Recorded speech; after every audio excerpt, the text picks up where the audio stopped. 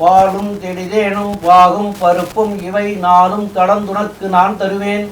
கோலம் செய்துங்க கரிமுகத்து தூமணியே நீ எனக்கு சங்கத்தமிழ் மூன்றும் தா. ஸ்ரீ குபேரன் டிவி நேயர்களுக்கு அநேக நமஸ்காரங்கள். நாங்கள் சக்தி ஜோதிட குழுவின் சார்பாக 2022ஆம் ஆண்டு புது வருடத்தை பற்றி பேசுவதற்காக வந்திருக்கின்றோம். நாங்கள் அனைவரும் தடுப்பூசி போட்டிருக்கின்றோம். உலகத்தில் உள்ள மக்கள் அனைவரும் தடுப்பூசி போட்டுக்கொள்ள வேண்டும் என்று கேட்டுக்கொள்கிறோம். இரண்டாவதாக, நம்முடைய அரசு என்ன சொல்லுகின்றார்களோ அதையும் ஃபாலோ பண்ணி மற்றவர்களுக்கும் தொந்தரவு இல்லாமல் தங்களுக்கும் தொந்தரவு இல்லாமல் அவசியம் தடுப்பூசி போட்டுக்கொள்ள வேண்டியது. நாங்கள் எங்களை பற்றி சக்தி ஜோதிட குழுவின் சார்பாக பேச வந்திருக்கின்றவர்களை அறிமுகப்படுத்துகின்றேன். தென்சிறுவலூர் சம்பத் ஐயங்கார் அவர்கள், டாக்டர் ஹரிஹர சர்மா அவர்கள், வைத்தீஸ்வரன் அவர்கள், அடியேன் சக்தி சோமையாவும் நாங்கள் 4 பேருமாக இந்த புத்தாண்டு பலன்களை பற்றி விளக்கமாகவும் தெளிவாகவும் சொல்ல விரும்புகின்றோம். இதை பற்றி நம்முடைய சம்பத் ஐயங்கார் அவர்கள் சொல்லுவார்கள். யோ நித்யமச்சுதபதாம்புஜயுக்மருக்ம வியாமோகதஸ்ததிதராணி த்ரணாய மேனே அஸ்மத்குரோர்பகவதோசதயேக சிந்தோ ராமானுஜஸ்ய சரணோ சரணம் பிரபத்யே ராமானுஜதாசோஸ்மி. வணக்கம். சக்தி ஜோதிட குழு சார்பில் நம்மளுடைய நேயர்கள் அனைவருக்கும் வணக்கம். இப்போ இந்த 2022 ஜனவரி மாதம் ஆங்கில புத்தாண்டு பிறக்கக்கூடிய நன்னாளில் இந்த காலகட்டங்களில் எப்படி இருக்கும் அப்படின்றத நம்ம இப்போ பார்க்கறதுக்கு வந்திருக்கோம். இந்த 2022 ஜனவரி 1ஆம் தேதி அதிகாலை 12 மணி 1 நிமிடம் அப்படின்றது கன்னியா லக்னத்திலையும் கேட்டை முதல் பாத நட்சத்திரத்திலையும் பிறக்குது, விருச்சிக ராசியில் பிறக்குது. இது ஒரு மிகுந்த நல்ல விஷயமாக கருதப்படுகிறது. இந்த காலகட்டங்களில் பார்த்தீங்களேயானால் இந்த முழு வருடத்திலும் 2 பெரிய கிரகங்களினுடைய மாற்றங்கள் ஏற்படுது. அதாவது குருவும் ராகு கேத்துவும் பெயர்ச்சி ஆறாங்க. குரு ஏப்ரல் மாதம் 14ஆம் தேதி, அதாவது தமிழ் வருடப்பிறப்போ மாற்றத்தை ஏற்படுத்துகிறார். அவர் கும்பத்திலிருந்து மீனத்திற்கு போகிறார். ராகு கேத்து, ராகு மேஷத்திலிருந்து, அதாவது ரிஷபத்திலிருந்து மேஷத்திற்கும், கேத்து விருச்சிகத்திலிருந்து துலாத்திற்கும் 23/3/2022 பெயர்ச்சி ஆகிறார். இந்த பெயர்ச்சிகளையும் வைத்து நம்ம இந்த 12 ராசிகளுக்கும் உண்டான பலன்களை இப்பொழுது ஒரு வல்லுநர்களாக எடுத்து கூறுவார்கள். இப்பொழுது மேஷ ராசி, மற்ற ராசி, மேஷம் முதல் மீனம் வரை உண்டான ராசிகளை பற்றி ஒரு ராசியாக நம்ம இப்போ பார்க்கலாம். பொதுவாக இப்போது இந்த 12 ராசிக்காரர்களுக்கும் உண்டான பொது பலன்களை மட்டும்தான் நாங்கள் இப்போ சொல்கிறோம். இது கோச்சாரத்தை பொறுத்து தான் அமையும். ஒரே ராசியாக இருந்தாலும் பலன்கள் மாறுபடும். ஏனென்றால் அவர்களுடைய தசாநாதன், புத்திநாதன் இவர்களை பொறுத்தே அவர்களுக்கு பலன் வரும். அவர்களுடைய லக்ன பாவம் எப்படி இருக்குது இதெல்லாம் வச்சு தான் பலன்கள் பார்க்கணும். இது பொது பலன். இதற்குண்டான பரிகாரங்கள், என்னென்ன பரிகாரங்கள் எளிய வகையில் செய்யலாம் அப்படின்றதையும் நம்மளுடைய சக்தி ஜோதிட குழு இப்போ மக்களுக்கு சொல்லும்.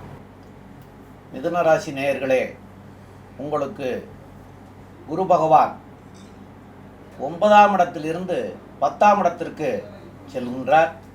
இந்த 9லிருந்து 10க்கு சென்றால் 10ல் இருந்தால் பதவியும் பறிபோகும் என்று சொல்வார்கள். இப்போ மிதுன ராசிக்காரங்களுக்கு 8ஆம் இடத்திலேயே சனி இருந்துட்டுருக்கார்.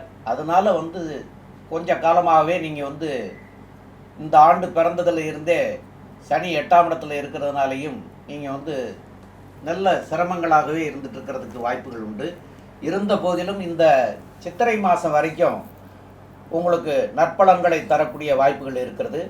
அதுக்கப்புறமா ராகுவும் பயிற்சி அடைகிறாரு. அப்போ ராகு பயிற்சி அடைகிறாருங்கிற போது இப்போ 12ல் இருக்கிற ராகு 11ஆம் இடத்துக்கு வந்துடுறார். அந்த 11ஆம் இடத்துக்கு வர்றதுங்கிறது அது நல்ல நல்ல வழிகளையும் நல்ல செயல்களையும் தரக்கூடிய வாய்ப்புகள் இருக்கிறது. இதை மேலும் விரிவாக நம்முடைய வைத்தீஸ்வரன் ஐயா அவர்கள் தெளிவாக சொல்லுவாங்க. மிதுன ராசி அன்பர்களுக்கு இப்போ இந்த 2022 புத்தாண்டு ரொம்ப நல்ல சிறப்பாகவே இருக்கும். ஏன்னா 9ல் குரு இருக்கிறாரு. 9ஆம் இடத்துல குரு இருக்கிறது வந்து கொஞ்சம் நல்ல விசேஷமான டைமு. இப்போ குரு வந்து ராசியவே பார்த்துட்டு இருக்கிறாரு இந்த ஏப்ரல் மாதம் வர. அது வரைக்கும் நல்லாயிருக்கும். இந்த ஏப்ரல் மாதத்துக்கு மேலே வந்து ராகு கேது பயிற்சியும் அடைகிறாரு. ராகு வந்து 12ல் இருந்த ராகு 11க்கு போகிறாரு. அது வந்து ஒரு சிறப்பான காலம். ஏன்னா ராகு வந்து 3, 6, 10, 11ல் இருக்கிறது ரொம்ப சிறப்பாக சொல்லப்படுது. இதில் வந்து அவர் வந்து ராகு வந்து 11ஆம் இடத்துக்கு போகிறது வந்து மிக சிறப்பாக இருக்கும் ஏப்ரல் மாதத்துக்கு மேலே. இந்த டைமில் வந்து அதுவும் மேஷ ராகுவாக இருந்து 11ஆம் இடத்துல இருக்கிறது வந்து நல்ல சிறப்பான பொருளாதார நிலைகளை கொடுக்கும். ஆனாலும் கவனமாக செய்யணும். ஏதாவது இல்லீகல் விஷயங்கள் செய்யாமல் லீகலாக எதை பண்ணினாலும் கண்டிப்பாக அவங்க சிறப்பாக வருவாங்க. நல்ல எதிர்பாராத தனவரவுகள் வர்றதுக்கான வாய்ப்புகள் இருக்கும். பெரிய லெவலில் பொருளாதார முன்னேற்றம் இருக்கும் 11ல் ராகு வரும்போது. ஆனால் ரொம்ப கவனமாக செய்யணும். ஏன்னா வந்து எந்த விதமான தவறான செயல்களும் இல்லாமல் நல்ல சட்டத்துக்கு உட்பட்டு எந்த விஷயங்கள் செய்தாலும் அவங்க சிறப்பாக இருப்பாங்க. அதே மாதிரி ஏப்ரல் மாதத்துக்கு மேலே வந்து இவங்களுக்கு வந்து குருவும் 10ஆம் இடத்துக்கு வர்றாரு. அதுவும் ஆட்சி பெற்று குரு 10ஆம் இடத்துக்கு வர்றாரு. அதனால் தொழிலெல்லாம் கொஞ்சம் கவனமாக இருக்கணும்.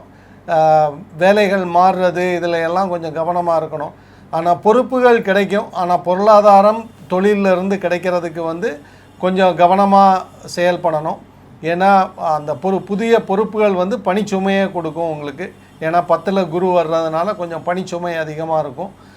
இதை பற்றி மேலும் விவரங்களை வந்து நம்ம ஹரிஹர சர்மா ஐயா விளக்குவாங்க. ஐயா நல்லா பிரமாதமாக சொன்னீங்க ஐயா.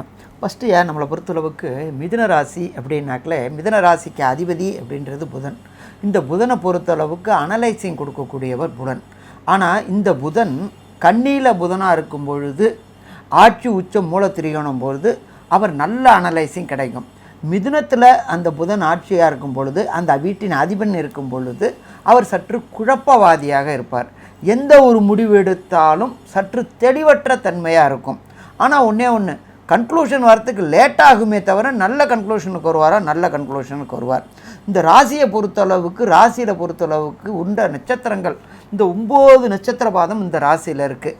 மிருகசிருஷம், திருவாதிரை, புனர்பூசம்.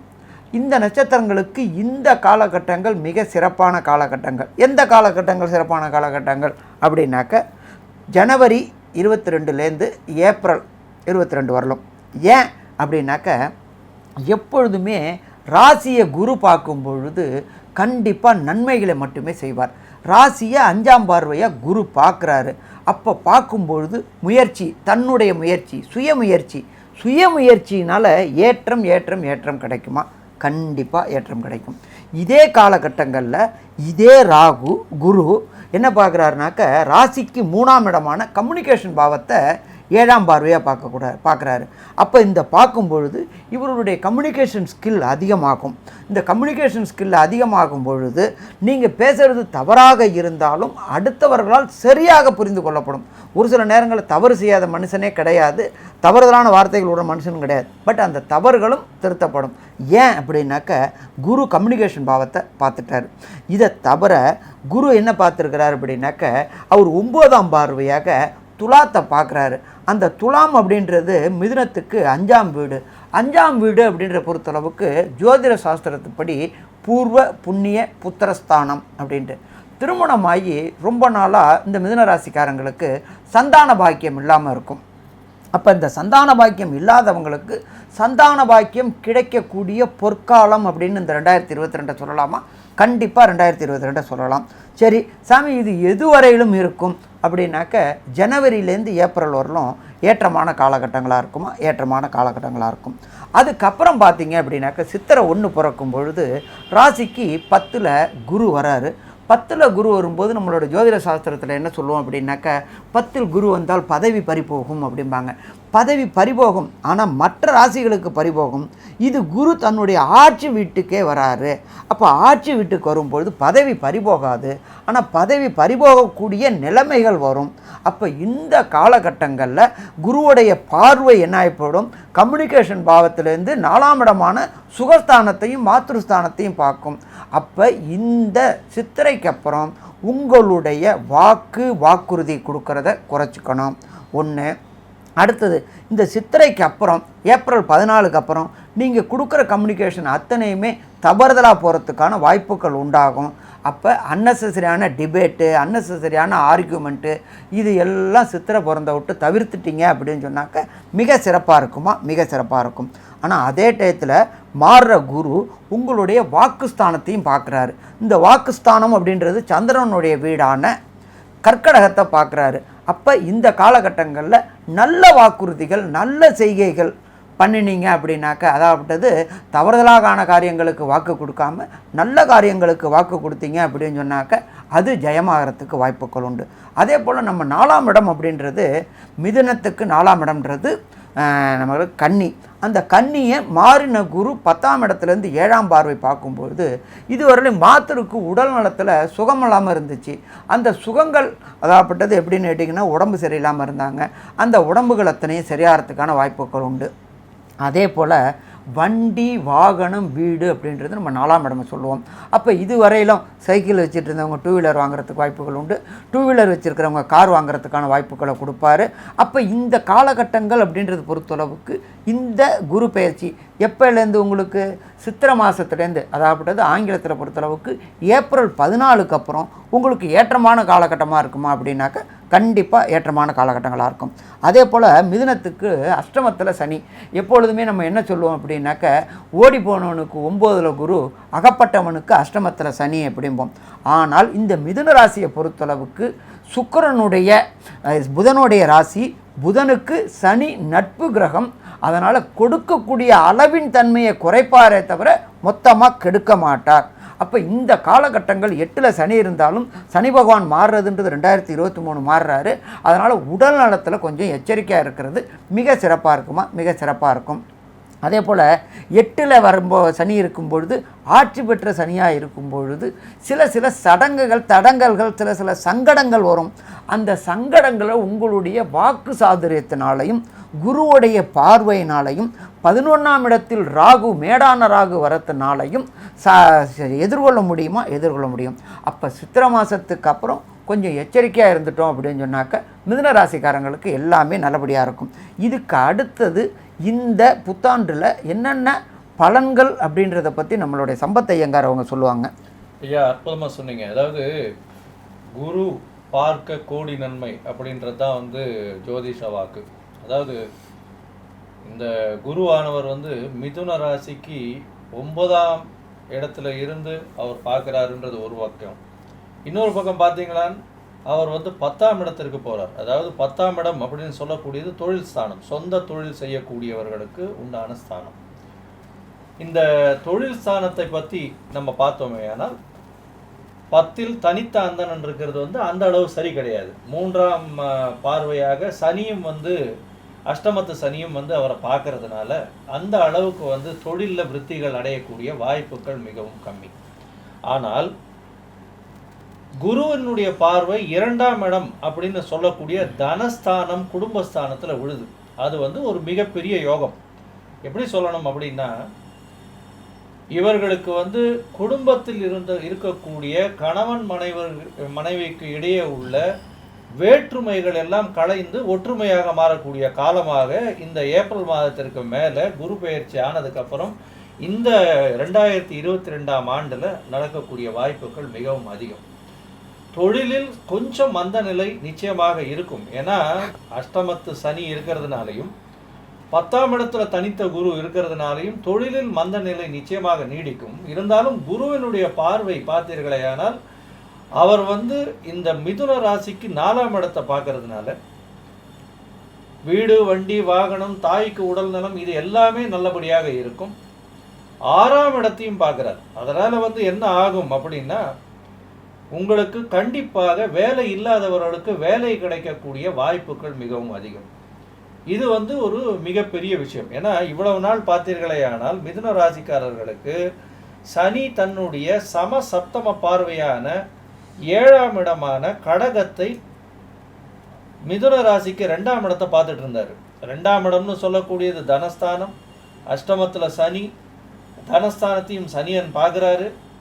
மிக பெரிய கஷ்டத்தில் ஒரு பைசா வர்றதுக்கு முன்னாடி 20 பைசா செலவு வந்துடும். அந்த மாதிரியான கஷ்டத்தில் அகப்பட்டு தத்தளிச்சிட்டு இருப்பீங்க.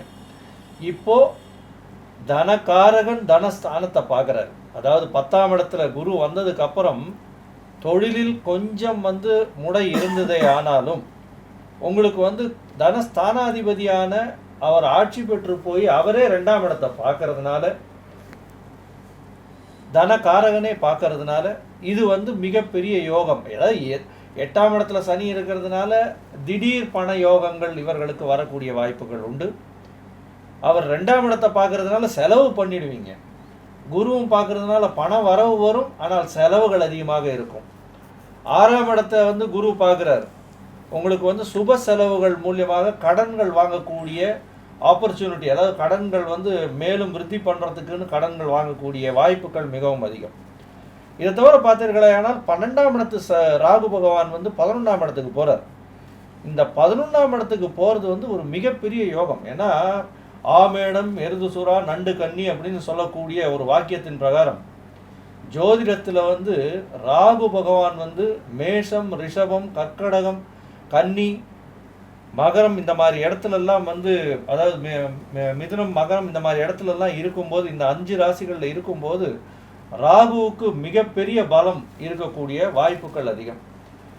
இப்போ மிதுன ராசிக்காரர்களுக்கு 11ஆம் இடத்துல போய் ராகு உட்கார்றான். இந்த 11ஆம் இடத்துல ராகு உட்கார்றதும், சனி அஷ்டம சனி இருந்தாலும் இவர்களுக்கு லாபம் அதிகமாக கிடைக்கக்கூடிய வாய்ப்புகள் உண்டு. அதாவது கீழ்மட்ட தொழிலாளிகளை வைத்து செய்யக்கூடிய எந்த ஒரு வியாபாரமாக இருந்தாலும் அந்த வியாபாரம் மூலியமாக அதிகமாக லாபம் கிடைக்கக்கூடிய வாய்ப்புகள் மிகவும் அதிகம். அதே மாதிரி விவசாயம், இது என்ன சொல்கிறது, ஏக்கர் கணக்கில் இது போடுறது, பயிர் போட்டிருக்கிறது, இதெல்லாம் ஒரு மிகப்பெரிய மாற்றத்தை கொண்டு இவர்களுக்கு, இந்த மிதுன ராசிக்காரர்களுக்கு கொடுக்கும். மேலும் பார்த்தீர்களேனால் இவர்கள் இந்த மெக்கானிக் தொழில் பண்ணுறவங்க, கம்யூனிகேஷன் துறையில் இது பண்ணுறவங்க, அதுக்கப்புறம் ஷேர் மார்க்கெட் பிஸ்னஸ் பண்ணுறவங்க, அது தவிர இந்த மாதிரியான வியாபாரம் பண்ணுறவர்களுக்கெல்லாம் ஒரு மிகப்பெரிய யோக காலமாக இருக்கும். திடீர் பண வரவு வரக்கூடிய வாய்ப்புகள் உண்டு. 11ஆம் இடத்தில் ராகு போய் இருக்கிறதுனால இந்த பண வரவு வரக்கூடிய வாய்ப்புகள் மிகவும் அதிகம்.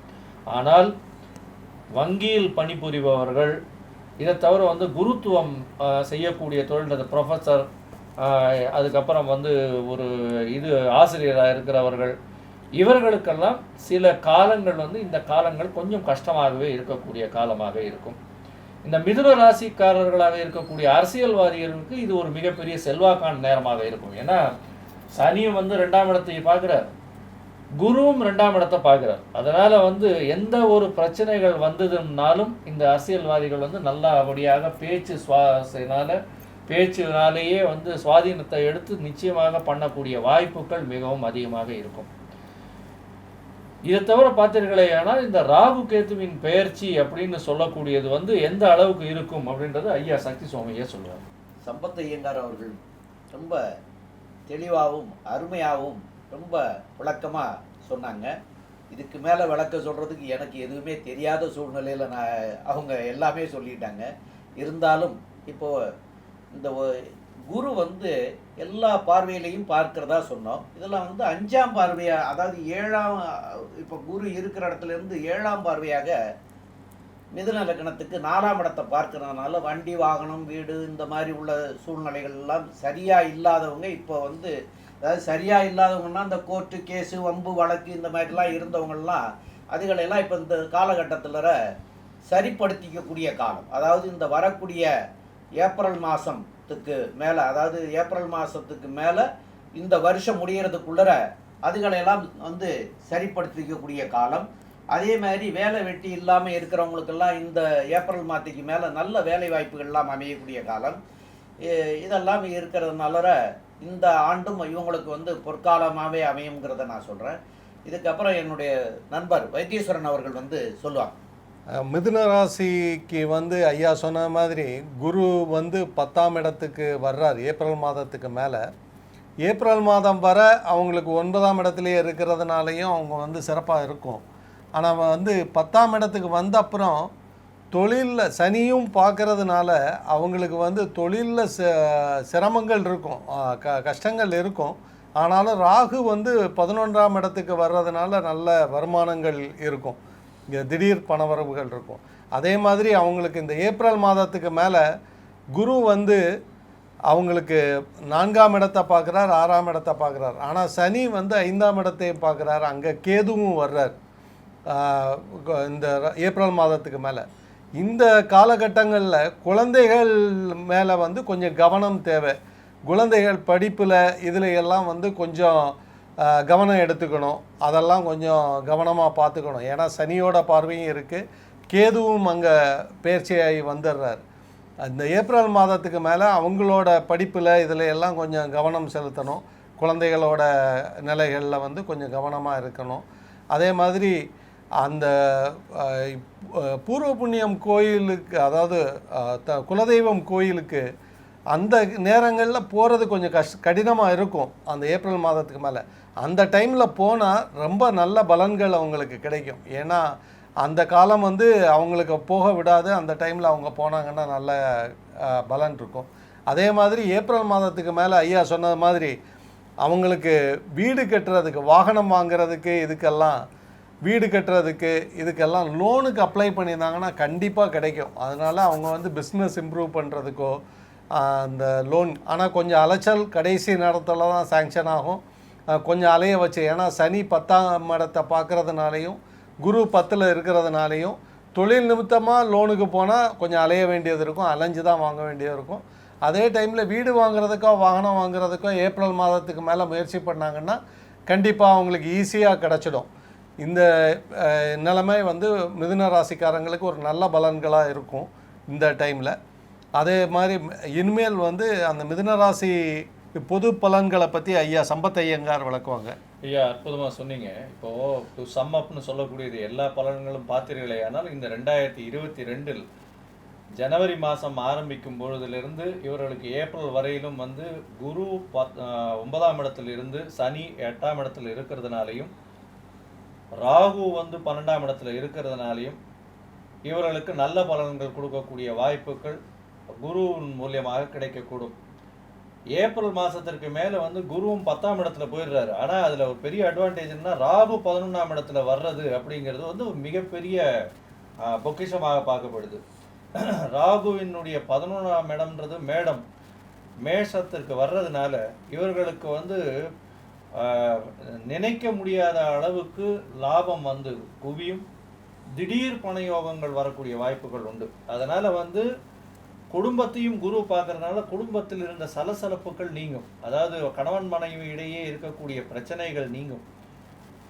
மேலும் இவங்களுக்கு வந்து வண்டி வாகனங்கள் வாய்க்கக்கூடிய வாய்ப்புகள் உண்டு. ஏன்னா குருவின் பார்வை நல்லபடியாக இருக்கிறதுனால இந்த மிதுன ராசிக்காரர்களுக்கு புதுசாக வேலை கிடைக்கக்கூடிய வாய்ப்புகள் உண்டு. ஏன்னா 6ஆம் இடத்தையும் குரு பார்க்குறார். அதனால இது வந்து ஏப்ரல் மாதத்துக்கு மேலே கண்டிப்பாக வேலை இல்லாதவர்களுக்கு கண்டிப்பாக வேலை கிடைக்கக்கூடிய வாய்ப்புகள் உண்டு. ஆனால் வேலையில், தொழிலில், அதாவது சொந்த தொழிலில் சில சிரமங்கள் இந்த காலகட்டங்களில் இவர்கள் அனுபவிக்கக்கூடும். இதை தவிர பார்த்தீர்களேயானால் தாயினுடைய உடல் நிலையில முன்னேற்றம் இருக்கும், ஏன்னா குரு பார்வை இருக்கிறதுனால. ஆனால் தந்தையினுடைய உடல் நிலையை கொஞ்சம் ஜாகிரதையா பார்த்துக்கணும். ஏன்னா 9ஆம் அதிபதி 9க்கு 12ஆம் இடமான 8ஆம் இடத்துல இருக்கார். அதனால வந்து தந்தைக்கு வந்து உடல்நிலையில் சற்று பிரச்சனைகள் வரக்கூடிய வாய்ப்புகள் மிகவும் அதிகம். தந்தையினுடைய உடல்நிலையை கொஞ்சம் ஜாகிரதையாக பார்த்துக்கிறது மிகவும் முக்கியம். மிச்சப்படி பார்த்தீர்களேயானால் இந்த மிதுன ராசிக்காரர்களுக்கு இது ஒரு சுமாரான ஆண்டு. இந்த சுமாரான ஆண்டும் நல்லபடியாக போகும். இந்த காலகட்டங்களில் பார்த்தீர்களேயானால் அவர்களுக்கு கோச்சாரம் கை கொடுக்கல, தசாபுக்திநாதன் கை கொடுக்கல அப்படின்ற பொசிஷனில் இருக்கும்போது அவர்களுக்கு சில பரிகாரங்கள், எளிய பரிகாரங்கள், நம்மால் முடிஞ்ச அளவுக்கு பண்ணக்கூடிய பரிகாரங்களை செஞ்சு அவர்கள் இந்த பிரச்சனைகளிலிருந்து வெளியே வரக்கூடிய வாய்ப்புகள் மிகவும் அதிகமாக இருக்குது. அதை பற்றி நம்ம ஐயா சக்தி சோமையா சொல்லுவாங்க. மிதுன ராசிக்காரங்களுக்கு 8ல் குரு, 10ல் குரு, 8ல் சனி அப்போது இந்த சனியும் வந்து 3ஆம் பார்வையாக வந்து அந்த குருவையும் பார்க்குறார். அந்த மாதிரிலாம் இருக்கிறதுனால கோச்சார ரீதியில் கொடுக்கக்கூடிய வாய்ப்புகள் இருக்குன்னு சொல்கிறோம். இந்த கோச்சார ரீதியில் கை கொடுக்காதவங்களுக்கும் அவங்களுடைய ஜாதக பலனும் கை கொடுக்காத சூழ்நிலை இருந்த போதிலும் அவங்க வந்து என்ன செய்யணும்னு கேட்டிங்கன்னா, வியாழக்கிழமை அன்னைக்கு தட்சிணாமூர்த்திகளை தீபமிட்டு வணங்குறதும், இப்போ அஷ்டமத்து சனி இருக்கிறதுனால சனிக்கிழமை தோறும் சனி பகவானை போய் தீபம் ஏற்றி எள் தீபம் ஏற்றி வழிபட்டுட்டு. ஐயா ஒரு நிமிஷம், தட்சிணாமூர்த்தி வழங்கும் பொழுது குருவுக்கு உண்டான நெய் தீபம் போட்டு வணங்கணும். சனிக்கிழமையில எள் தீபம் இல்ல நல்லெண்ணெய் விட்டு இவருக்கு சனீஸ்வரனுக்கு வழிபடணும். அதுதான் நீங்க சொல்ல வரீங்க. அதாவது தட்சிணாமூர்த்திக்கு நெய் தீபமும் சனி பகவானுக்கு வந்து எள் தீபமும். எள் தீபம்ங்கிறது எள் எண்ணெயை விட்டு எள் முடி போட்டு பண்ணக்கூடியது. அதனால அது வந்து எள் தீபம்னு சொல்லிடுவோம். அப்போ அந்த எள் தீபம் இட்டும் இது ரெண்டையும் பண்ணணும்.